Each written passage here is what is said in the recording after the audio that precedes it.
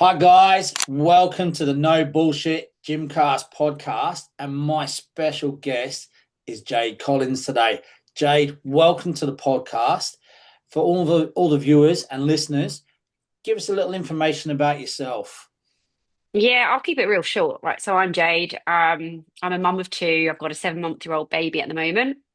I've been in the coaching industry for around 6 years now, helping majority of mums, some women like that aren't mums, but a lot of mums just regain their confidence, help them postpartum, or those that have older kids that are juggling like work-life balance, different plates, businesses, children, you name it. Just have the real support to kind of get into fitness, find a routine that they can be consistent with so that they can see long-term results, whether that's improving their health markers, hormones, changing body composition, just feeling good generally within themselves and their health. Cool, cool. So Jade, like obviously I know you through a business course we both were on, with Shannon, who was on my podcast last week. Yes. Yeah, I'm sure she had a little word to say about that. But getting back to you now, how obviously you've got a 7 month old baby. Now, Yeah. tell me how for the viewers, how did you deal with that as soon as you found out you were pregnant with your training, your structure, and obviously workload, with also having an 8 year old? Yeah, I think that the main thing as being a mum is the second time around it was very different. First time it was I fell pregnant. I was very nervous. You hear so much in the media and the speculation that if you exercise, weight train specifically, they could be risk of losing baby and all that rubbish. All that jazz. Um, Absolutely, all the jazz. So first time, obviously 8 years ago, I wasn't in the industry that I am in now. I was in a corporate job, very different scenario, but kept wanting to work out, but very nervous to do so. But unfortunately, due to I had some hip issues in first pregnancy, I couldn't work out. So, different pregnancy, I put on a lot of weight. I felt horrendous. Energy was on the floor. I just didn't feel good in first pregnancy at all. Completely yo-yoed, binge ate, takeouts because I was just like, what's the point? I'll deal with it postpartum. Kind of ate for two, in that mindset of, I'm pregnant. I can eat what I want. Let's go. And then postpartum hit. And it was a struggle, to get back into the fitness that I previously did enjoy Uh-huh. because I had let myself go. Right, Second time round, I had a completely different experience. I trained until I literally gave birth, right. 3, 4 times a week. Uh-huh. Listen to my body. It was very flexible. If there were days that I was just like, I don't have the strength to weight train, I'd go swim. I Hmm. don't enjoy swimming, but I just knew I needed to do some sort of movement. I prioritized walking. There wasn't a day that I didn't hit between 8 and 12,000 steps. That was my initial goal, just to keep moving. That's And I good. really honed in on my nutrition. So this time round, I put on just shy of 2 stone. The previous, it was just shy of 4. Wow. Do It you, do goes, you I'm feel now 37. So, yeah, 37? Don't look a day over 21. go on, I'll take it. So do you feel that with coaching, obviously you've gone from corporate world into coaching world, do you feel like you've learned a lot, obviously, because that's what you do as a business now, but do Yeah, you feel like you have learned that a actually nutrition is the most important part of this rather than training, you know, obviously being active is very, very important. And I don't think it's taught enough at no, all across the range of like everything to do with it. But yeah, even so, with being pregnant, do you feel that there is this stigma of like, oh no, can't train, you can damage baby, yeah, do. yeah, absolutely. I am the sort of coach now that you prioritize your healthy daily habits. Your nutrition will always come first. Like if you're working out 3 times a week, but your nutrition's on the floor, you're never going to get results and you're never going to feel good. You've got to hone in on those daily lifestyle habits first. The training for me is like the icing on the cake. Yeah. It's important. It plays a massive role. It's going to prevent aging. But if you're not focusing on hydration, movement, sleep, nutrition, there's no point exercising in my eyes. I think the two key areas I find coaching is nowadays, especially now, even more now, is sleep Yeah, and massive. nutrition. People absolutely bag the fact of that. Oh no, I'm getting really. I can't get. There's 24 hours in a day. Even if like most of my clients, I can probably guarantee don't do 8 hours of sleep, right? So even if you said it was, say they're doing six, you've still got, you know, 18 hours in your day. What's going on? Yeah, You're not yeah. working for 18 hours, you know? No, It's no, crazy. absolutely. I just It's I it's just just find it a bit prioritizing it. strange. I just It's find it prioritizing very it. strange. Yeah, I'm Do the you same. find that people are struggling to prioritize themselves though? I just think as a mum specifically, there's so many plates to juggle, right? Yeah. And you've got to work nowadays. It's not like we stay at home. Mums work, they have to do the school drop-offs, they've got to do the kids running around, pickups, dinners, kids learning, socializing. Yeah, yeah. The list is endless. Then you've got working on top of that, it's just one thing after the other. Like you've got to be a chef, you've got to be a cleaner at home. And it's just then finding that little bit of time and that window. It's not finding more time because you don't have it. As a mum, you will not find more time, but it's being smart with the time that you've got and Yeah. just prioritizing 30 minutes 3 times a week. Do that for 4 weeks, see the difference, and you'll Oh want yeah, to continue to do more. definitely. I just think that people are so easy to use things as an excuse. Kids are an Yeah, excuse. Oh, this isn't right. I've got to do this. Oh, I've got to run around here. Right. There's still time. There is time. Even if it's only 20 minutes a day, you're still yeah, being active for 20 minutes a day. Yeah, but I'm on my feet all day. Well, that's not the same as doing 20 minutes of activity. yeah, yeah. So, as a mum yourself, how Yeah. did you do this? Um, I guess I'm very organized and I prioritize my time. So if you Mhm. ask my friends and I'm going for coffee, you've got an hour of my time. I won't be there longer. I won't be there shorter. You've got an hour. So I plan everything. I prioritize when I go to bed. So when I wake up an hour and a half before my kids to really make sure that I can just plan the day for them, plan my food, work out, so I'm very, very organized. My food for the next day is organized. So is my husband. So is my kids. So I've got no one moaning at me. I've got no one noise. Just being organized. It's just making sure that I know when I'm working out, when he's working out. Having a support network, of course, helps. Uh-huh. If he's there supporting, he's also exercising. That makes a massive difference. Oh, I bet. I But bet. I also think if I don't put the time in for myself, I'm a horrible person. Just Aggie. You Aggie, do you get a bit like hungry, angry all at the same time? Yeah, that's the right word to put. The hangry Hangry, saying hangry happens when I stage. don't exercise. Yeah, absolutely. Jade's going to tear your head off. Yeah. I can So see it. just I let can me imagine. train. I can imagine it. Give me my hour now, or I'm going to tear your head off. Yeah, yeah, absolutely. Yeah, I like that. I like that.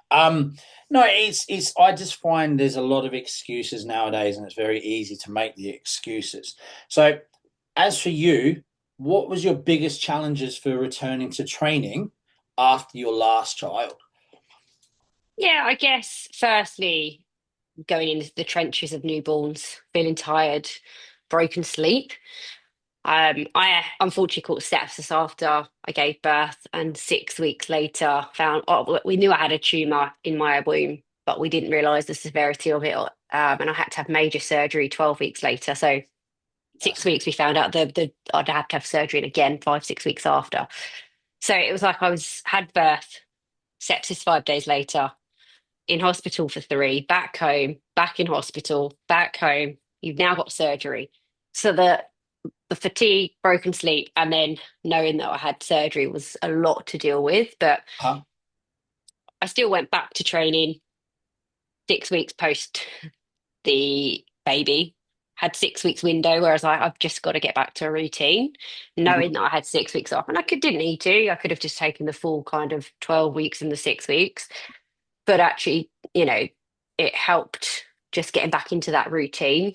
I think the second thing was accepting because of the surgery, because of the sepsis, that my body wasn't going to look the same. Mhm. postpartum. I needed to be patient. My body was going through a hell lot with giving Yeah. birth, Well, sepsis, and recovery of surgery. just think normal, like normal birth, even if there's Yeah, slight complications, you're still looking 6 to 8 weeks normally. And then yeah, depending on the severity of what's after that, you know, and you're back training 6 weeks later. Um, yeah, yeah. I truly believe though that has come from training like all pregnancy. I think my recovery has happened so quick because I put the time and effort into my nutrition and training. yeah. Definitely. Like I can remember, like it's not a comparison. I've not had kids, but That, I can remember having surgery on my knee, and if I hadn't have done some of the rehab before my knee surgery, that would have been it. It would have been a whitewash. I would have been nine yeah. months solid rehab, absolutely broken. Same with my shoulder. I was back benching 6 weeks later, like nearly 200K. I was like, yeah. So I understand what you're trying to say. Well, you're not trying to say, you are saying with that, but prioritizing for like mums, okay, this nutritional side of being a mum, right? Do they find it very, very hard because it's the nitpicky of like, oh, I'm feeding my kid, I'll have a little bit of this, or I'll do this and I'll have a little bit of that? Or is it a case of it's not quite like that? I'm going to be honest. I think it's laziness and it's convenience because they're not putting in time for their own nutrition. Mhm. There has been times where my little boys had chicken nuggets and chips, and I'll have the odd chips and a nibble of the nuggets or the leftovers. But I know that's just because I've been lazy and I've not maybe had a good substantial lunch, and now I'm getting so hungry, and I know my dinner's not for another 2 hours, so I'll just have the odds on his plate. Does it fill me up? No. Does it make me feel any better? No. It just makes me feel worse and sluggish. So I do generally think it's a part of it is of being lazy and not putting the time and effort into your own nutrition to make sure that you're fueling your own body. Mhm. Unfortunately, Yeah, yeah, it's a mad one, isn't it? You know, you would think normally you would want to. I always work off the old saying is when you're on an aeroplane, you can only, you know, they say put your own oxygen mask on first before you yeah. help others. You can't help your kids if you don't look after you. And it's so true.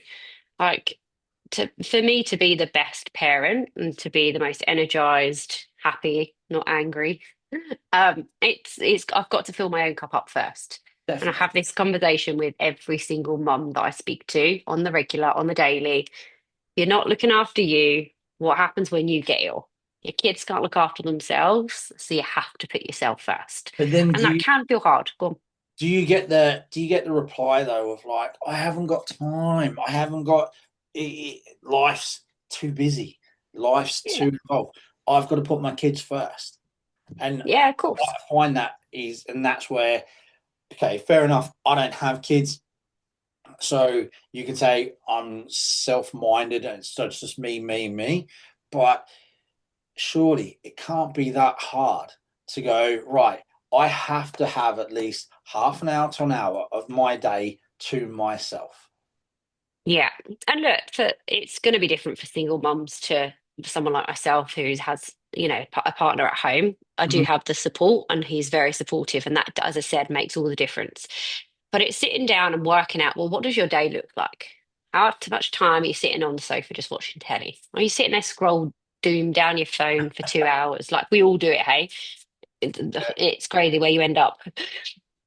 What does your actual day look like? To those that say they don't have enough time, write it out because I guarantee you, you think you don't have time, but when you sit down and actually write, this is the school drop off, this is my collection, these are the school activities after because they're relentless.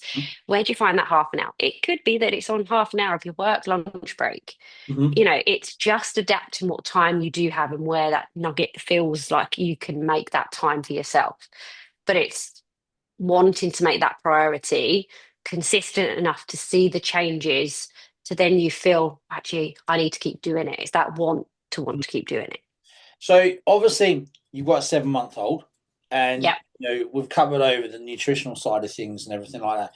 Did you have to change your goals after having obviously major surgery that would have Yeah. caused to change your goals. But just generally, from your first to your second, do you feel you've had to change your goals within yourself? As in, okay, I can accept, like, for instance, I might have a little bit more cellulite on my legs, or my tummy hasn't gone back as quick as it did before, etc., etc. Do you feel you've had to Yeah, sort of like come absolutely. to terms with that?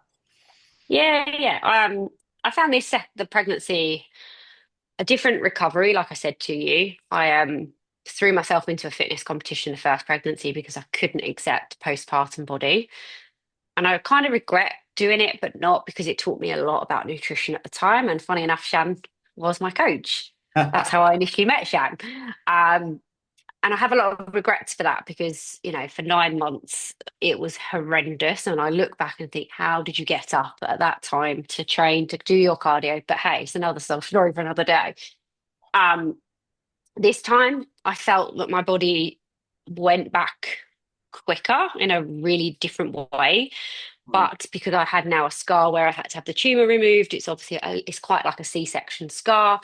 Um, the skin took a little bit longer to kind of readjust mhm, and go back to how it previously looked. So my mindset this time was I don't want to look how I did before children when I was in my 20s. I just mhm. want to look and feel strong. I want to feel energized. I want to wake up feeling like I've got the energy to give back to two children and just feel confident in my clothes. And that was my mindset this whole postpartum journey. It wasn't to get on the number on the scales and be like, that's what I want to get to, because to me, I don't care if I weigh 60 kg or 100 kg, as long as I feel good in my clothes and I feel confident. We could have that conversation of scale weight till the cows come Yeah, home. The amount of people absolutely. get bound up in that one is Yeah. unnecessary. Yeah. Like, It's really just unnecessary. feeling confident, feeling energized, and feeling Feeling happy, strong, strong. strong. Yeah, as a mum, I just want to feel strong to be You able to know, give to my children for now, but also when they're 20. So that's right. it was really I had to celebrate a lot of small wins along the journey, not different to what they previously looked like. It was very much how I Mhm. look like on the outside, whereas this time it's how I actually feel. That's good. That's good.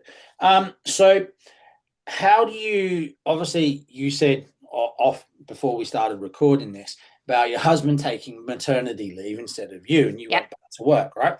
So now obviously your fitness business, I don't know how it's all online, if it's any yeah. face to face or anything like this, but how do you fit it in with looking after a 7 month old as well as playing like mum to an 8 year old, having to run around and take him here, he or she here, there, and every other where?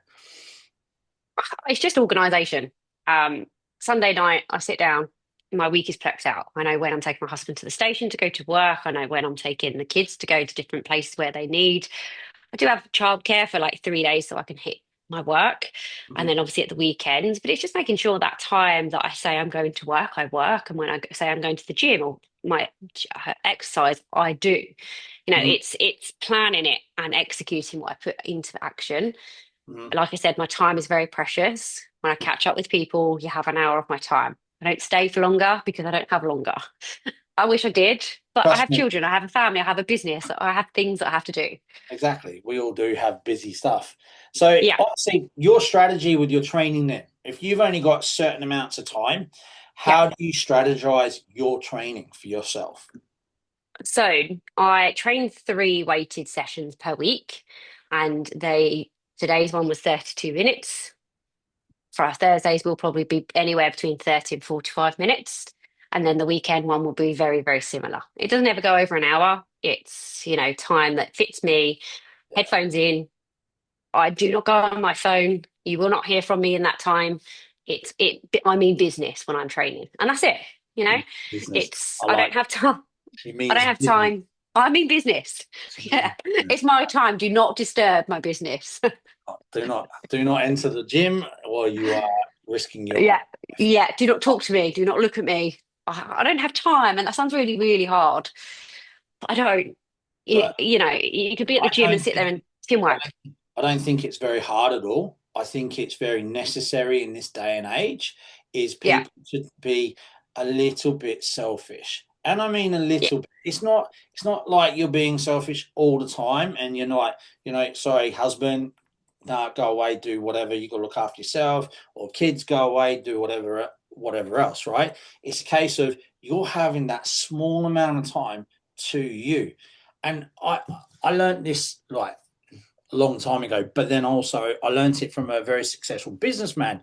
He actually books his wife out in his diary each day for 1 hour. That's it. 1 hour done. Other than Yeah. that, that's it. So it's sort of crazy, but it works, and he's a Yeah. multi-millionaire. So if Yeah. that's going to work for him, why would it not work for anyone else? Yeah, yeah. And it's true. Your time's precious. Like you've got to spend it with the loved ones, but for you to be your healthiest and to have the most energy for your loved ones, you've got to put yourself first at some point. I totally agree. So obviously, we've come across this topic that we both think is very important: is sleep and rest, right? Yeah. How what were your biggest obstacles? Obviously, being a new mum, obviously recovering from major surgery as well. What did you How did you plan this, or did you just literally rest as possible when it was possible? I am fortunate this time round. I have a sleeper as a baby, and I'm touching wood, whatever I have to touch, she Hmm. sleeps. First child did not sleep, so I was expecting the worst. I prioritize my sleep because I still can't guarantee that she's not going to wake up in the night. Hmm. You will not hear from me from 7 p.m. My phone is off. It's downstairs. I can't go on it. I go to bed at 8 o'clock every day, sometimes 7:30 when she goes down, just because I need to prioritize that sleep and that rest. And I don't know if I'm going to be up 3, 4 times in the night when she doesn't sleep. I am up at 4:30 in the morning, and people are like, wow, it's a well early time to get up. But I have things to do. And if I want to be successful and if I want to feel my best, then I have to get up before everybody else, you know? Exactly. And I get generally 8 hours of sleep. I prioritize that sleep over anything because when I have sleep, I feel better. I feel more energized. I make better choices with my foods. I want to exercise. It's not a chore because I have the energy to do so. Hmm. So, sleep for me is my number one rule that doesn't get affected. If it means that I Obviously, miss out on socials, it means I miss out on socials. oh, But when you have little kids, and you're working, yeah, you have to prioritize some things, and some yeah. things have to be a sacrifice. You can't do everything in life. It's like you say, some things get sacrificed. Yeah, But obviously, the major obstacle you had was an unexpected obstacle. You had to have yeah. major post surgery. Now, obviously, not everyone does that. Did you No. have to make your recovery a lot different to what you would normally do with your female clients now? Um, yes and no, because the surgery was very similar, as in the scar to a C-section. Right? So I had a tumor in my womb that was essentially the same size as a baby. So it was kind of like I was carrying twins through the pregnancy. Wow. I wasn't sure whether I was having a hysterectomy or whether I was just able to take the tumor out in the surgery. So when I was under, it was when you wake up, you'll be told what's happened, sort of thing, depending on how it went. But the best scenario came for me, as in they were able to put the wound back in, and I didn't have to go through the menopause early.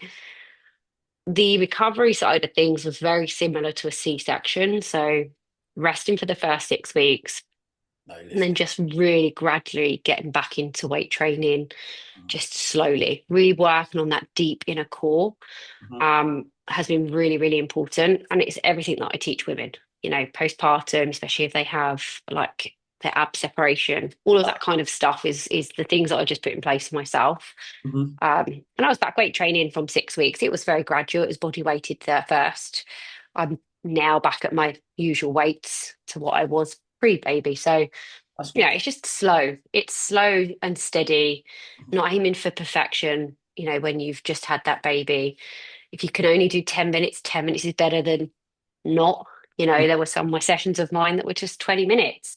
Like I said to you, my session this morning was 32 minutes. Yeah. It's not long periods of time because I don't have that at the moment. I can only do what I can only do right now. Um, so it's just making sure you're flexible, Do you especially when feel you have. like though that your clients and obviously the fitness industry portrays you've got to go to a gym, you've got to do it X amount of time, got to do X amount of cardio, etc., etc., etc., to class it as exercise.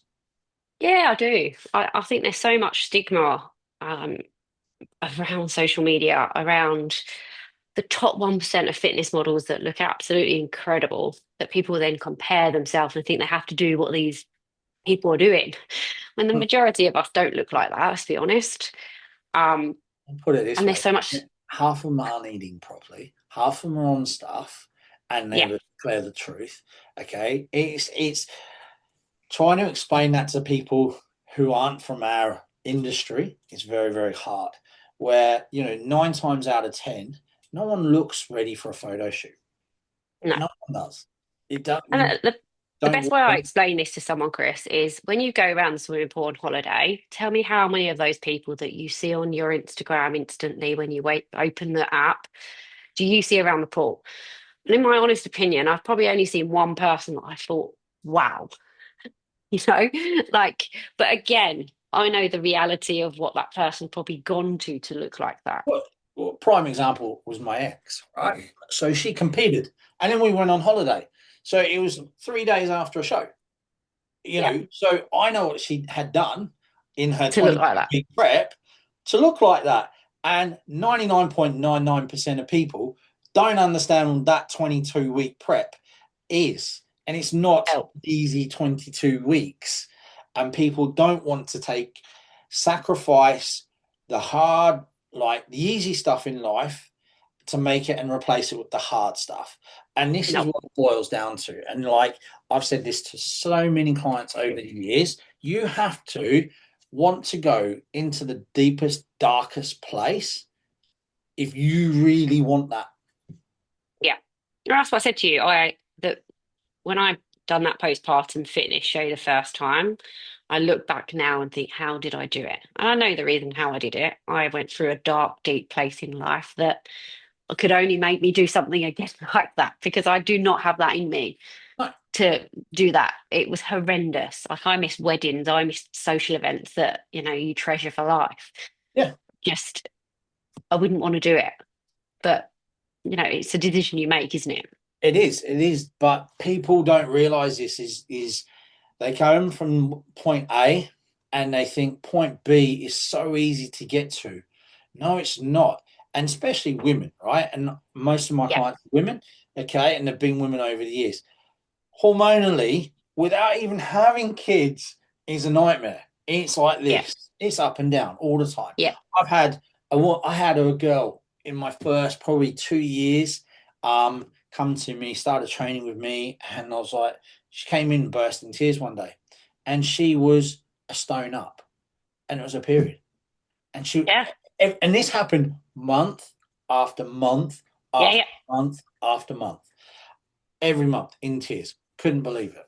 So it's sort of like a hard one, and I understand for you women it is hard, but don't compare yourself to a fitness model or a bodybuilder or a bikini model.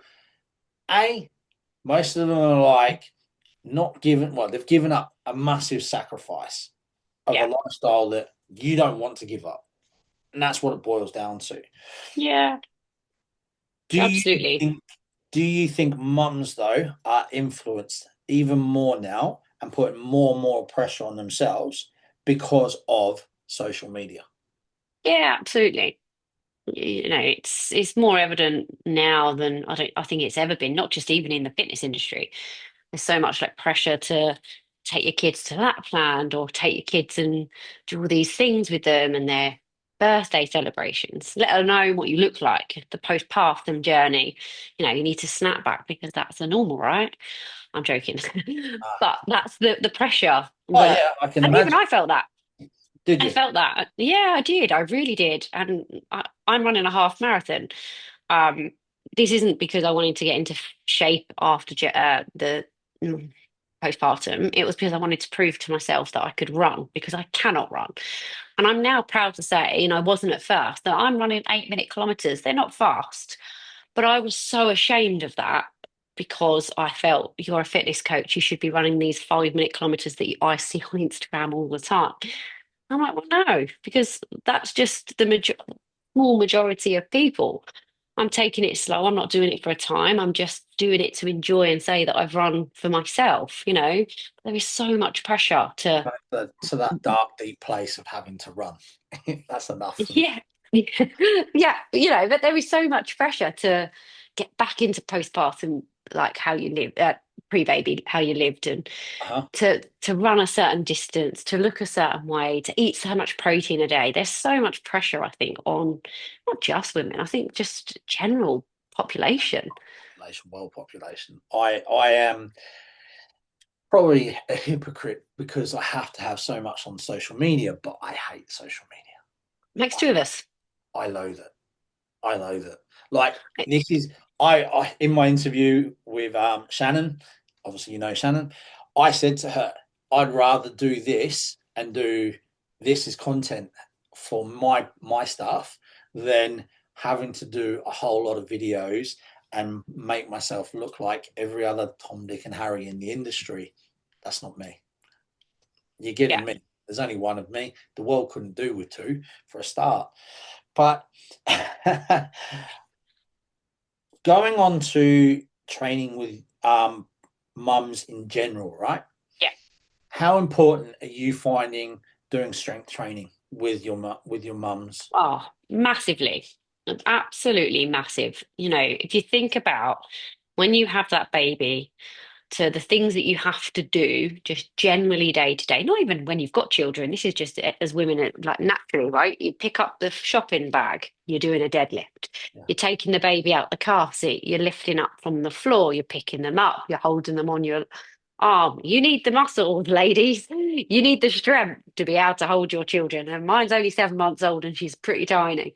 So I can't imagine where it's going to be when she's 2 or 3 and I'm still having to carry her. It's unbelievable the strength that you need to be able to hold your child. It's like crazy. Um, but just having the energy, to be able to play with your children, to be able to be on the floor and get up and not be breathless, to run after them if they want to play football with my 8-year-old. Mm. He wants to go on and play on the field. I want to keep up with them. It's so important to have that level of fitness to be able to do so. You're missing out. Do you That's what we not have do you children not for, do you, right? do you not think that the stigma though around strength training is like, oh well, you're going to end up like Arnold Schwarzenegger. You're going to Absolutely. it's ridiculous. It's I definitely think it's come a way, in a positive way since I've been coaching for the last 5, 6 years. Compared when I first started weight training about 8 years ago, it was very much like women shouldn't weight train. You are going to look like a bloke if you keep weight training. I definitely think that it's come away from where it was, but there's still a stigma about you weight train, you're going to get hench. And it's just educating people, isn't it, to what you've got to do with what you've got to take. If you want to look like that, yes, it's doable, but you also need to put the work in as well takes a and eat. long time. I prep Oh, people for shows and stuff. It takes a long time. Like I had a client who's in Canada now. She was at the Arnold's this year. It's taken her 10 years. yeah, 10 years. And she's only a bikini person. Like, so she's a big bikini girl. She's got a lot of muscle, but it's not natural. It's, no, at all by any stretch of the imagination. But it's 10 years. It's not going to happen in 5 minutes. And then I think it goes from the other end. The other perspective of it is well, why aren't I putting enough on? yeah, yeah. And you And you do think, hear this all the time. This is probably one of my biggest obstacles, I guess, I come across is, well, why am I not changing? Why am I mhm, not changing tomorrow? I'm mhm. like, Rome wasn't built in a day, and how you should see muscle is you're putting into that long-term pension, and one day you'll see it. It's not for today, it's not for tomorrow, it's not for this year. You're building that strength for when you're an older person, like and you're getting like 50s, 60s, like it takes time. Yeah, this was going to be one of my next questions is obviously you get setbacks with clients and yourself, right? How do you handle these guys? Obviously, because a lot of again, we boil down to pressure, um, our own pressure. We get in our own heads. I've got to look like this, I've got to look like that, or this isn't going quick enough. How do you say, for instance, I was a female client and I came to you and said, Jake, like I want to be like, say, we'll give it in figures. I want to be a size 10. I'm a size 14 now, and I want to be there by Christmas. Yeah. I think it's just it's setting the realistic approach with each client. You know, it can be doable, but it depends what you're also willing to put in and sacrifice and change. I'm very more lifestyle approach rather than a quick fix. So you'll never see me slashing people's calories to ridiculous amounts just to get to that size 10 because yeah, it's great. You might have got there, but you're not keeping it there, let's be honest, right? I would much rather say to you, do you know what? It's going to take twice as long, but you'll get there and you'll sustain it. You'll Yeah. be happier doing it. You'll enjoy the journey. You'll still enjoy your socials. You'll be able to go out and enjoy Christmas guilt free, not have to like give up the alcohol and have fun. Yeah. But it might take twice as long. And I think it's just that realistic approach rather than doing these like 8 week quick shred just to get in shape for a really quick fix. Doesn't It's work. very much like a yo-yo dieting approach that was a thing of the past. And I've been that person and the client, and I truly believe if you can't change your lifestyle, you're never going to be able to sustain your results. Do you think it though is people don't really want to give up their lifestyle? No, they don't. And I it's think like, it's we're all for a quick fix. mm. Do you think it's like I want a result? Well, I've had this multiple conversations, right? Well, especially with regards to social media. Um, is so the average concentration span is 5 seconds now. Yeah, You've got to grab someone's attention in 5 seconds. So you've got to describe what's going to take like probably an hour to describe and break down how you're going to change someone over a period of time, not 5 seconds. But it's like I don't want to change. I don't want to change. It's yeah. mad. It's very, It's very mad. hard. Yeah, it's crazy. How do you manage the stress though with your clients and yourself being this mum coach, Yeah, obviously on your journey, on your comeback, now with your journey of I'm going to run a marathon, which is a bit yeah. mad. How do you manage the stress of it? Uh, the biggest thing for me and what I teach clients is boundaries. You know, you've got to be strict with that time. Your work hours are your work hours. For me specifically, being on your phone can be very hard to switch off and not reply to clients in the evening when I'm sitting there with my family. So my time is my time with my family. My work time is my work time. My exercise time is my exercise time. Like I put my boundaries in place, and I'm either mum, working, exercise. You know, that's where I am. um, I find that actually putting exercise in place helps me with stress, and I make sure that when women are going through a really stressful time with clients, they do take 5, 10 minute walk. They do put some sort of exercise in, whether it's they want to do it or they don't see they've got time, actually just taking that time out, Mm. coming away, putting some good music on, just sitting there having a cup of tea. Doesn't always have to be exercise, but just taking that 5 minutes can be huge. Quiet time for me before bed is massive because I can be somebody that sits in bed and overthinks a lot when I've got a lot of stress on. So, like I said, I switch the phone off at 7. I'm down by 8 o'clock. I write down if I need to do things for the next day. I journal, and I have that quiet time before I go to bed so that my mind is off. The workload is shut, and I can just go to sleep. So obviously, not prying in your private life here, but obviously, Yeah, do you have downtime? Because this is another thing I find is you know, especially parents, one parent becoming a bit resentful to the other parent, vice versa. You know, dad's going out playing golf or whatever, and I'm still at home, blah blah blah.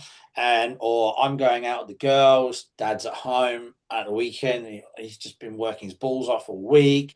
He's got two yeah, kids to look after.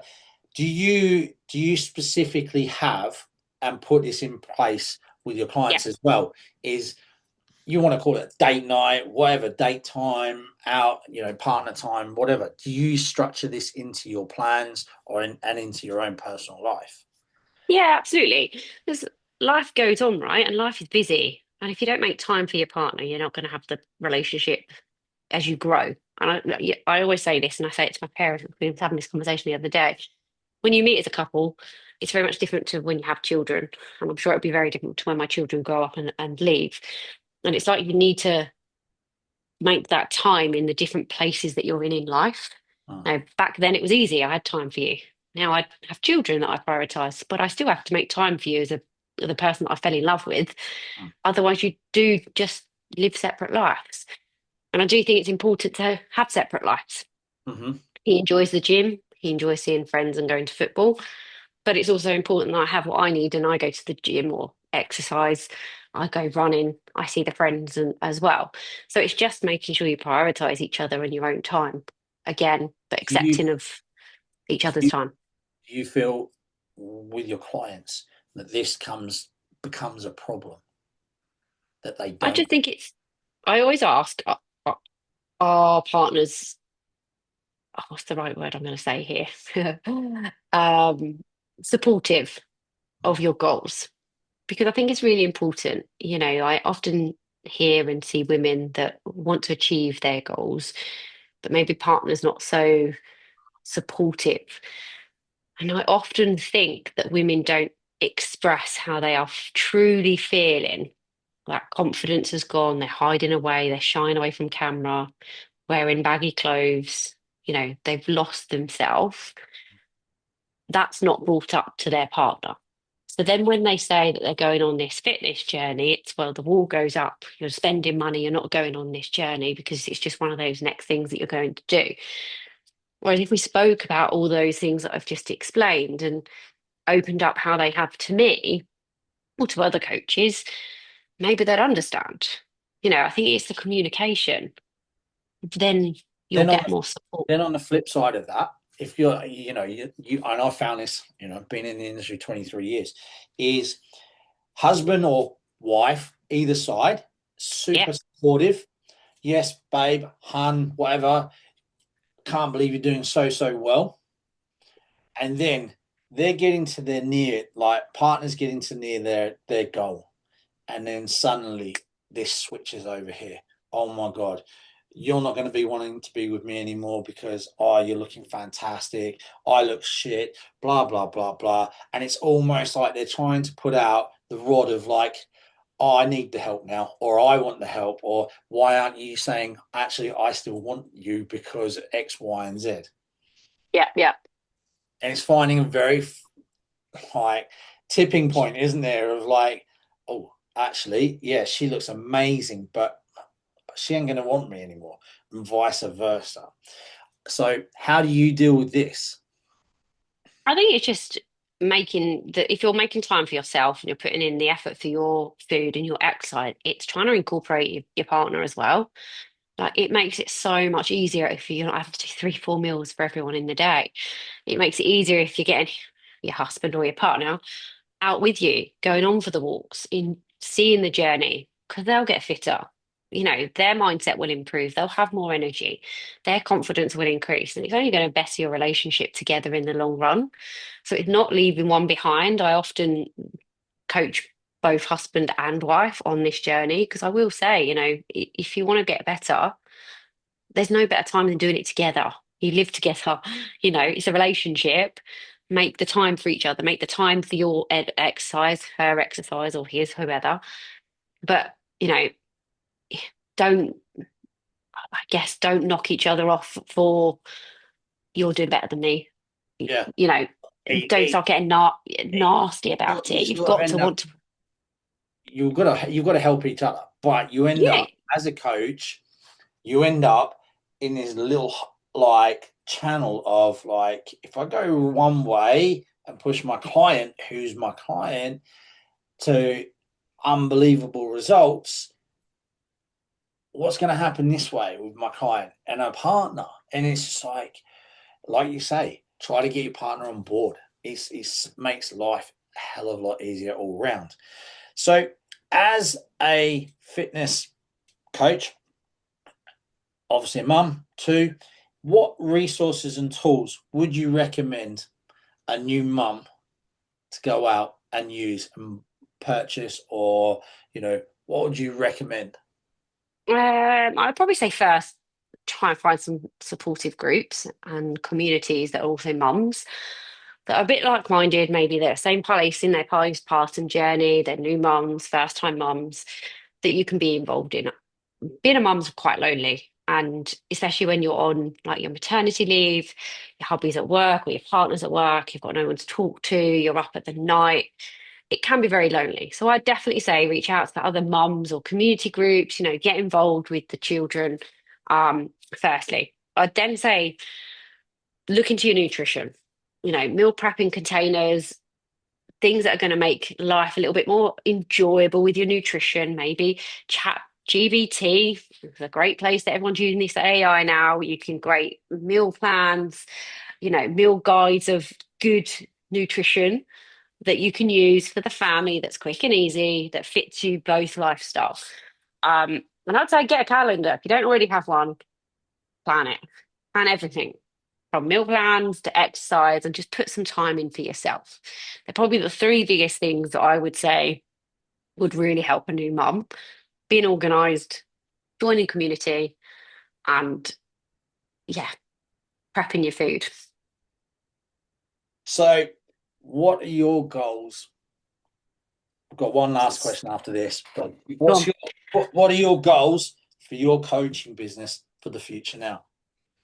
I just want to grow the community of really helping mums, not just first time mums or just on their postpartum, mums that are, got children my eldest age, build their confidence back up, have energy and just truly fall in love with themselves again. It looks different to what it did before you have children. So it's just growing a community, not just in the UK. Thankfully, my business is in other countries as well. And it's just growing, word of mouth, and just educating other moms out there. Just continue creating like guides and resources to help build that out in the community. I'm the same as you. Social media it's great and it's not, but putting out the resources out there just to help as many people break free of that yo-yo dieting, but also regain that confidence. Cool. I like it. I like it. So we always end up on a myth question, right? But obviously, I didn't want to just come out with a load of myths and da da da da. So my question to you is, what's the biggest myth about the fitness and motherhood you've encountered? Oh, got a few. You need hours in the gym, or you need hours to be able to exercise. You're never going to get back to your like baby body after you've had kids, or you're not going to see results.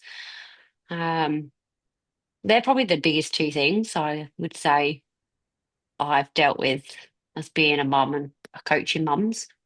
Yeah. So I'm going to thank you for that. That's unbelievable because like the the myths that I've heard over the years, I'm very much like those. But obviously, yeah, if I get back to the gym, I'm going to end up like I could end up, as we all know, like Arnold Schwarzenegger. I haven't got time. I can't do it. I've got a baby to look after. All these myths are out there. All these excuses, myths, whatever you want to call them. But Jake, thanks very much for today. You've been amazing. I think that's given a lot of insight and a lot of information for people, mums, certainly, even partners who are going to watch this to understand it's not as bad as people make out. And it's not an excuse, really, that warrants an excuse not to do something. Do you not think? Absolutely. Yeah, absolutely. But thanks again. This is a No Bullshit Gymcast podcast. You've been a fantastic guest. Always welcome back. And I will end it here now. But thank you. Amazing. Thank you.